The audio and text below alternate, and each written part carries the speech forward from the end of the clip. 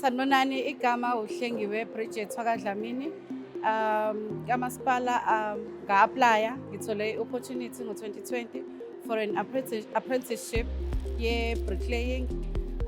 It was not an easy journey because sasibaningi sasi-aplayile, but I was fortunate enough ukuthi out of low 1.3 something awu-aplayile, I was selected as ukuba part of i-program, a 3-year program ye-bricklaying. And isingitshengise ama-opportunities amaningi ukuthi ngiyakwazi ukuyiqalela inkampani, ngingakwazi ukuthi ngisebenze ngiqashe abantu.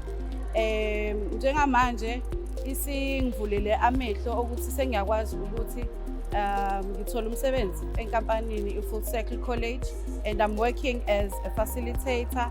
Njengamanje I now teach ilokhuzana i-building and civil construction kuma-learners awenza i-learnership, and I'm very grateful kuMasipala. Thank you, Masipala.